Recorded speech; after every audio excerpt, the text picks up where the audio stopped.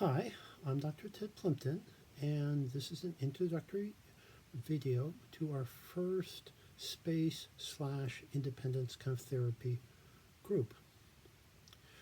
So, there are a couple of things I'd like you to be thinking about in anticipation of our first meeting. And I'm doing this in a video because with 1 hour, time is short, and I want to make sure to cover some things and not necessarily take up time in the group to do them. So, in this type of group, as you're aware, we are focusing on how you can change your child's relationship to anxiety. And we might want to make a very clear distinction that we're not saying that you're the cause of the anxiety, but rather focusing on the part of this challenge that you have some control over. And we know that in dealing with anxiety and lots of behavioral difficulties that our children face, that it's a little counterintuitive. When our child is upset or distressed, as parents, what we're really good at is providing reassurance and providing comfort. And when we're in the land of anxiety, that doesn't always help. So, we know that anxiety doesn't occur in a vacuum.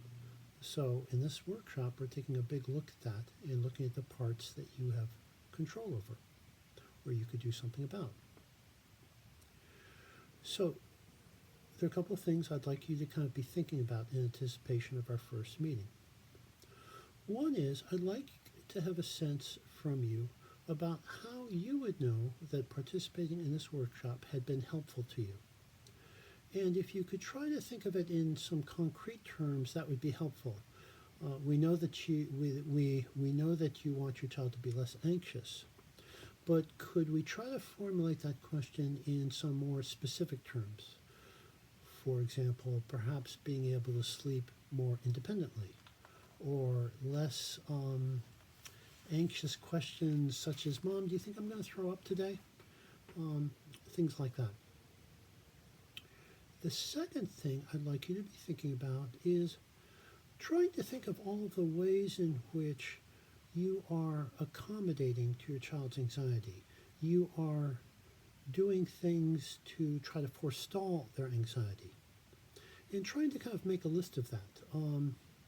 Because we all, if we have an anxious child, get roped into it, if that's even the best word for it.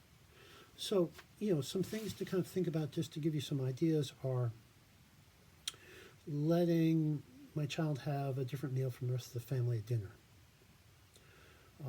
Answering questions that are directed at my child, for them.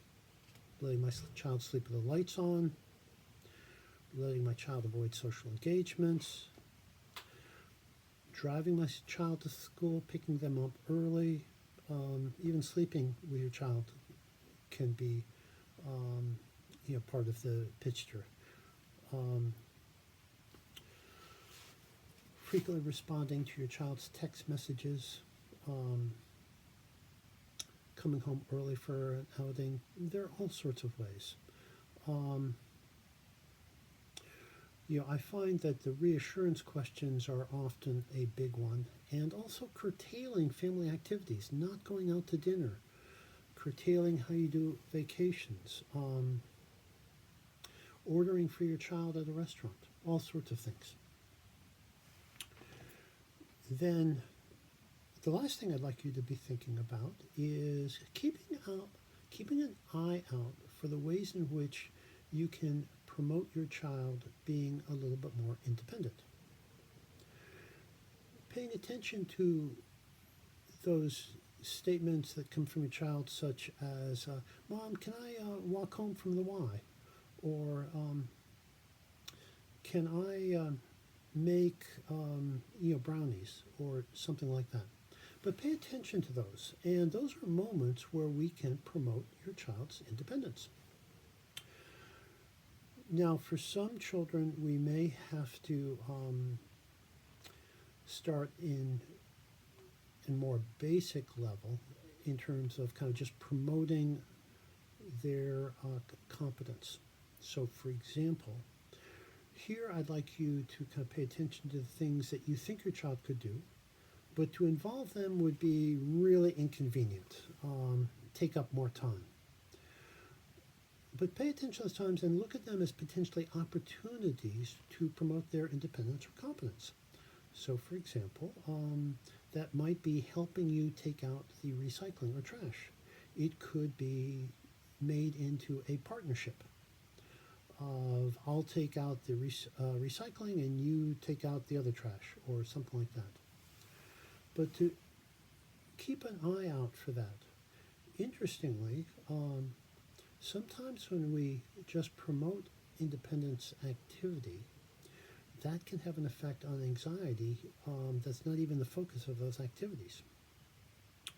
So, for example, one 8-year-old girl recently in my office, she and her dad and I decided that she would go to the supermarket and with $5, and her dad would wait in the parking lot, and she would buy her own snack.